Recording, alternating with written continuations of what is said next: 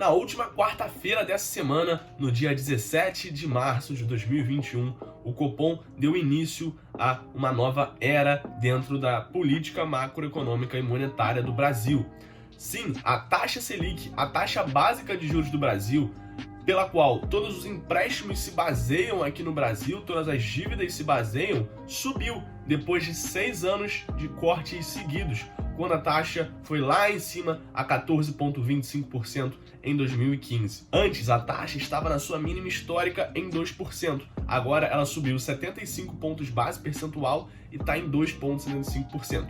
E agora, eis a pergunta: o que isso muda nos seus investimentos? É o que a gente vai ver agora.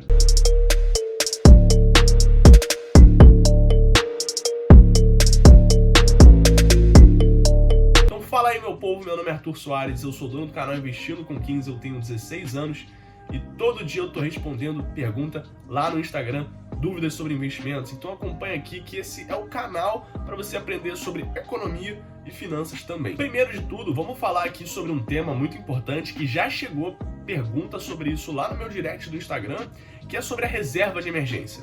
Como a taxa Selic mudou, a rentabilidade dos investimentos de renda fixa, que nada mais são do que de maneira análoga um empréstimo, ela também vai mudar. Então, cara, querendo ou não, a reserva de emergência, ela vai continuar no mesmo lugar de sempre, em uma renda fixa segura e líquida. Ou seja, em renda fixa pós-fixada. As melhores alternativas para isso são poupança e tesouro direto, mais especificamente o Tesouro Selic. Isso porque, ao contrário do Tesouro IPCA+, e do Tesouro pré-fixado, o título pós-fixado, o Tesouro Selic, ele não apresenta volatilidade. A variação é quase mínima comparada a esses títulos que tem uma variação muito brusca. E aí, quando a gente fala de taxa de juros subindo e de títulos atrelados a taxa de juros menores, é óbvio que quando a taxa de juros sobe, o Tesouro Direto vai passar a ofertar títulos mais atrativos diante dessas novas taxas de juros, e esses títulos antigos, eles vão ter o seu valor lá unitário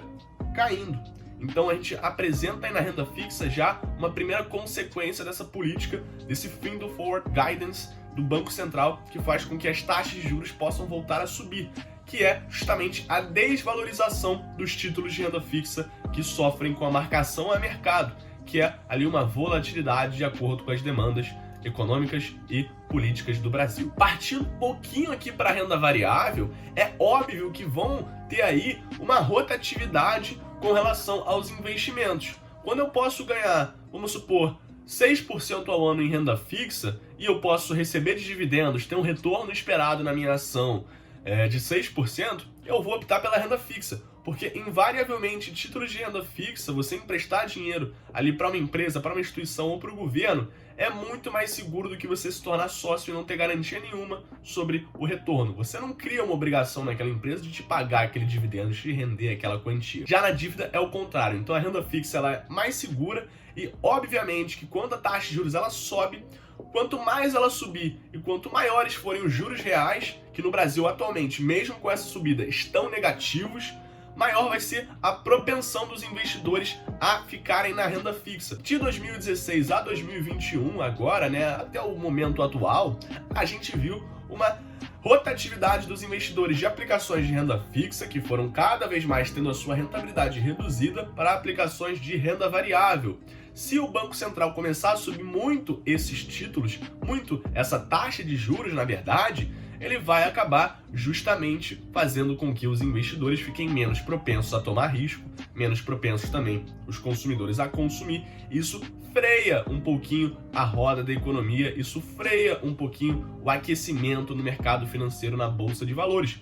Isso traz consequências tanto para as ações quanto para os fundos imobiliários, que a gente vai ficar muito atento aqui, que eu vou explicar. Os fundos imobiliários, eles têm ali como principal consequência quando a gente olha para os fundos de tijolo. É óbvio que quando a taxa de juros ela sobe, essa é uma maneira do Banco Central poder controlar a inflação que está ali correndo por trás na economia real. Então, quando ele faz isso, nitidamente a gente pode ver que nos fundos de tijolo eles vão ter ali inquilinos saindo ou estando menos propensos a pagar o aluguel com maior risco de inadimplência, porque esses aluguéis foram sendo reajustados pela inflação, que foi subindo, e aí sim o Banco Central, vendo a inflação crescente, pegou a taxa de juros e subiu ela, para tentar frear essa inflação, competir com ela. Então a principal consequência, né, a primeira consequência de ativos de renda variável, vai para os fundos imobiliários de tijolo. E isso daí pode ser muito negativo e pode fazer com que, se essa política monetária continuar contracionista, fazendo com que as taxas de juros subam, possa fazer aí os fundos imobiliários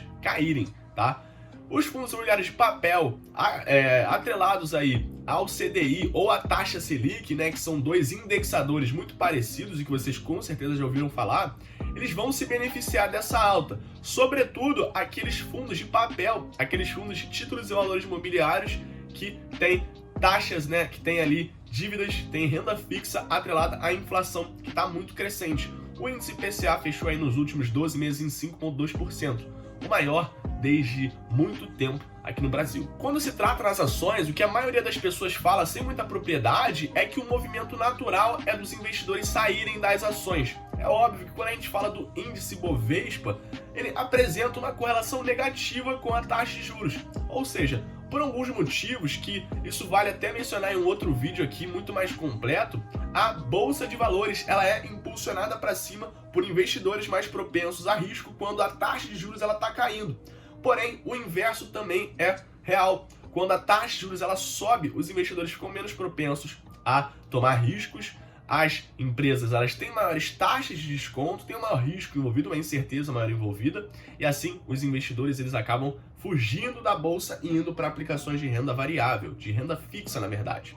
E aí, qual que é a questão? Principalmente isso vai impactar o desempenho das empresas mais endividadas, ou seja, empresas que têm uma dívida maior, que com certeza está atrelada à taxa de juros. Quando a taxa de juros cresce, a despesa de juros, a despesa financeira da empresa para cobrir aquela dívida, ela vai ficar maior. Então, o lucro final da empresa vai ser menor. Sendo assim, o desempenho das ações pode sofrer um pouquinho se você não tomar cuidado, e inclusive o desempenho da tua carteira. Então, fica muito ligado com relação aos teus filtros para escolher ativos e os teus filtros com relação a endividamento. Porque empresas endividadas podem apresentar um grande problema para você no futuro. Já quando a gente fala aqui de empresas que eram tidas ali como empresas mais monótonas, com caixa mais robusto, com uma saúde financeira maior, nesse momento que a gente teve de bull market, de pujança econômica pré-pandemia, a gente está falando aqui de empresas que podem se beneficiar disso tudo, dessa subida da taxa de juros, dessa alta da taxa de juros. De que maneira? De maneira que o caixa robusto que ela tem tende a ser mais beneficiado pela taxa de juros crescente. Então, quando eu pego o caixa da minha empresa, eu não vou aplicar ele em qualquer lugar. Eu vou principalmente colocar ele em algum CDB, algum certificado de depósito bancário, num Tesouro Selic, que renda ali a taxa livre de risco, essa taxa básica de juros. Então acaba que essas empresas ela têm aí uma maior propensão a ter um melhor desempenho quando a gente fala de taxa de juros crescente.